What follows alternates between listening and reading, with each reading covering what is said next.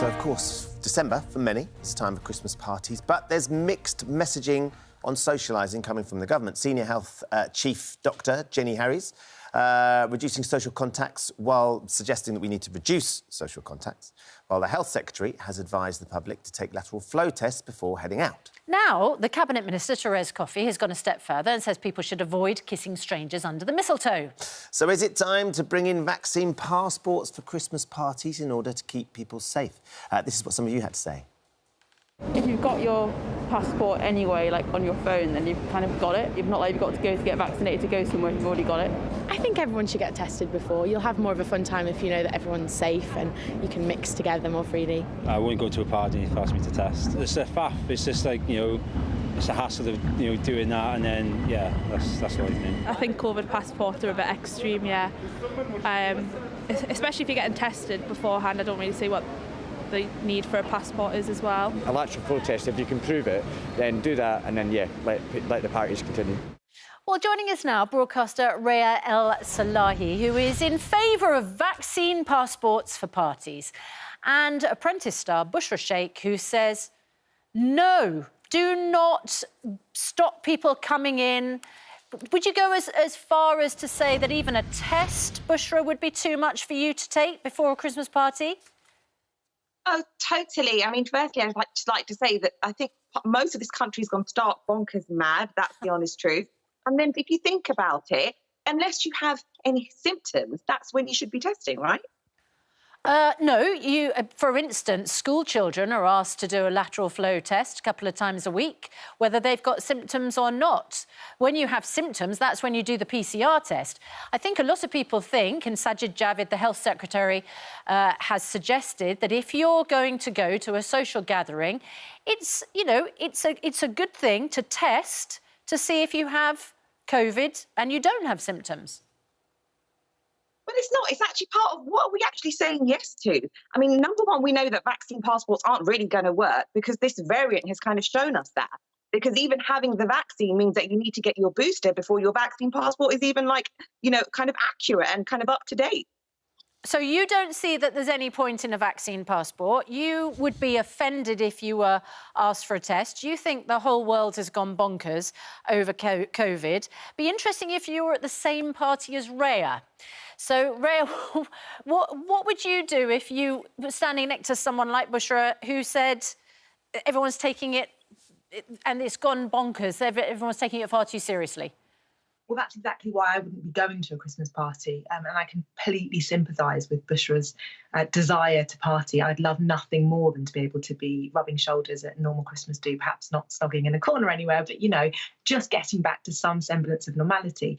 But we're not living in normal times. And the idea that to do the absolute bare minimum of taking a lateral flow test before going to a Christmas party, ruining your fun, seems completely bizarre. It's such a small price to pay in order to be able to have a Christmas do.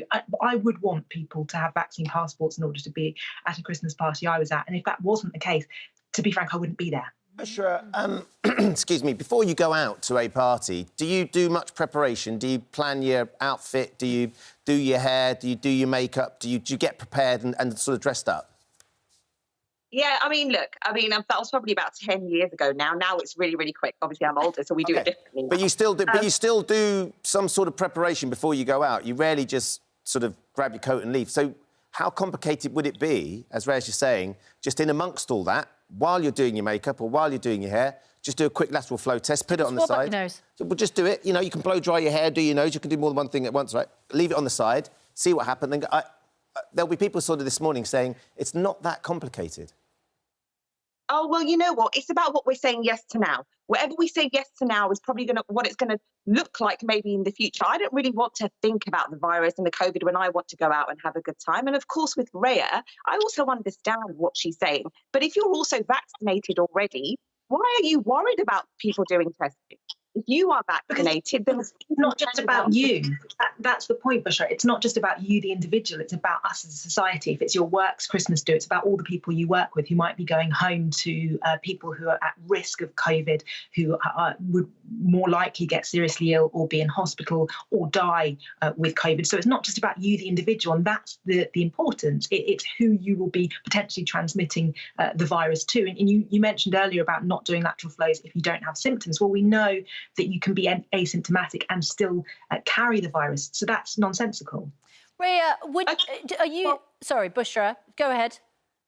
I was just going to say, well, you need to ask the question, when is it going to be okay to go back to normal? You have to ask yourself that question. I was having the same conversation on GMB a year ago, and we are still in the same place. So what is it? Booster number 36? Are we still going to be testing then? Ask that question. We're in place because of people like you, Bushra, and your views. I'd argue that's why we're still in the same place. That if we had lockdown or been more restricted or carried on wearing masks, carried on social distancing, properly vaccinated population, perhaps we wouldn't still be in this position. But people like you with views like yours, I think, are the reason that we are still here, that people are saying, throwing caution to the wind and going to Christmas do's and ignoring all the rules, the fact that we're still in the midst of a pandemic and believing that we're in some sort of post-pandemic world. That's why we are still here. But Bushra, why wouldn't you, if somebody's saying the reason, that we're a year on is because people aren't taking testing and vaccines seriously, why wouldn't you respect that view and perhaps just do a simple test to prove that you're not causing a problem in a social gathering, potentially?